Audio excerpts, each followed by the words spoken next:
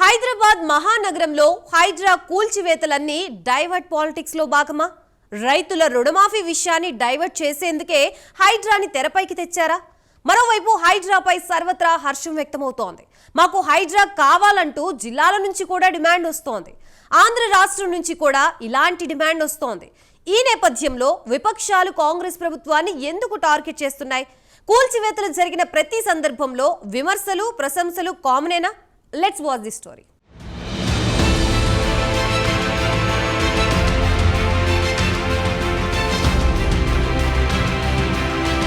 హైదరాబాద్లో హైడ్రా సృష్టించిన ప్రకంపనలు అన్నీ ఇన్ని కావు. బడాబాబుల నుంచి గరీబోడు వరకు తేడా లేకుండా అక్రమ కట్టడాలను కూల్చివేస్తుంది. ఈ క్రమంలో హైడ్రా చర్యలు పొలిటికల్ టర్న్ తీసుకున్నట్టు తెలుస్తోంది.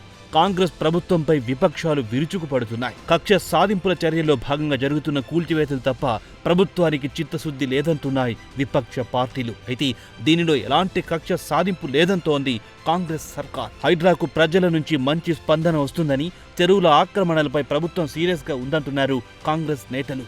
ఈ క్రమంలో మూసీపైన అవకాశవాద శక్తులు ప్రజలను రెచ్చగొట్టే ప్రయత్నం చేస్తున్నాయని మంత్రి శ్రీధర్ బాబు మండిపడ్డారు. మూసీ ప్రక్షాళన కోసం మూసీ రివర్ ఫ్రంట్ ను ఏర్పాటు చేసుకుని ముందుకెళ్తున్నాం.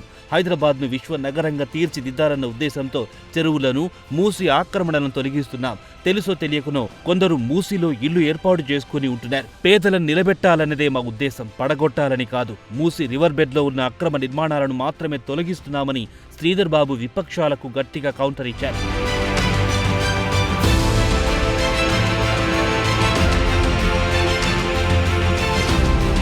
పేదల రక్తంతో మూసీని ప్రక్షాళన చేస్తారా అంటూ బీఆర్ఎస్ పార్టీ సీనియర్ నేత హరీష్ రావు విమర్శిస్తున్నారు.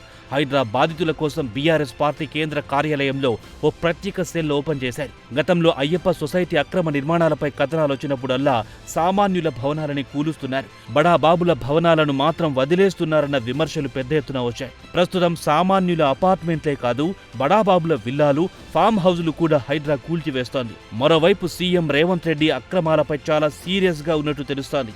ఆయన దూకుడు చూస్తుంటే కేవలం హైడ్రాతోనే సరిపెట్టేలా కనిపించడం లేదని విశ్లేషకులు అభిప్రాయపడుతున్నారు. మరోవైపు ఇన్నాళ్లు హైడ్రాపై వ్యూహాత్మకంగా మౌనం పాటించిన బీజేపీ ఇప్పుడు రంగంలో దిగినట్టుగా కనబడుతోంది.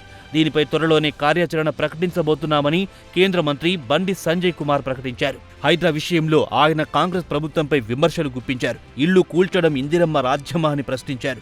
ఇళ్లు కోల్పోయిన పేదలను చూస్తే ఆవేదన కలుగుతోందని చెప్పారు. కిరాయి ఉన్నవారిని రాత్రికి రాత్రి ఖాళీ చేయించి ఇళ్లు కూల్చేస్తున్నారు. ఇదేం పాలన అని అన్నారు. హైడ్రా కారణంగా హైదరాబాద్ లో రియల్ ఎస్టేట్ దెబ్బతిందని, తెలంగాణ ఆర్థిక పరిస్థితి దెబ్బతిందని చెప్పారు. భారతీయ జనతా పార్టీ దీనిని పూర్తిగా వ్యతిరేకిస్తుందని అన్నారు. బీజేపీ నేత ఈటెల రాజేందర్ కూడా హైడ్రా విషయంలో ప్రభుత్వాన్ని విమర్శించారు. రేవంత్ ని సైకోగా పేర్కొన్నాడు ఈటెల రాజేందర్.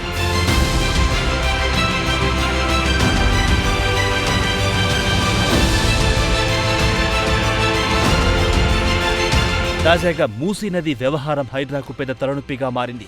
ఎఫ్టీఎల్ బఫర్ జోన్లో నిర్మాణాలు కూల్చివేత కోసం మార్కింగ్ చేయడానికి వెళ్లిన అధికారులపై స్థానిక ప్రజలు తీవ్ర ఆగ్రహం వ్యక్తం చేశారు. తమను కాదని చర్యలు చేపడితే ఆత్మహత్యలు చేసుకుంటామని ఒంటిపై కిరోసిన్ పోసుకుని అధికారుల చర్యలను అడ్డుకున్నారు. దీనికి బీఆర్ఎస్ నేతలు సపోర్టు చేయడంతో పరిస్థితి పొలిటికల్ టర్న్ తీసుకుంటుంది. హైడ్రా బుల్డోజర్లకు అడ్డుగా ఉంటానని బీఆర్ఎస్ వర్కింగ్ ప్రెసిడెంట్ కేటీఆర్ ప్రకటించడం గమనించదగ్గ పరిణామం. మరోవైపు హైడ్రా కార్యాలయానికి ఫిర్యాదుల తాకిడి పెరగడంతో పోలీస్ బందోబస్తు ఏర్పాటు చేశారు. హైడ్రా దూకుడుతో అక్రమార్కుల్లో లబ్ధ మొదలయ్యిందని, కూల్చివేస్తామని నోటీసులు ఇస్తూ ఉండడంతో వాళ్లు నిద్రలేని రాత్రులు గడపాల్సిన పరిస్థితి నెలకొంది.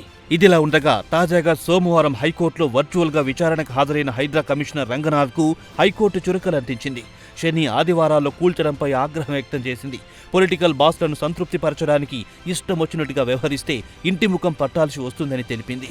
చూడాలి మరి ముందు ముందు హైడ్రా ఇంకా ఎలాంటి టర్న్ తీసుకుంటుందో.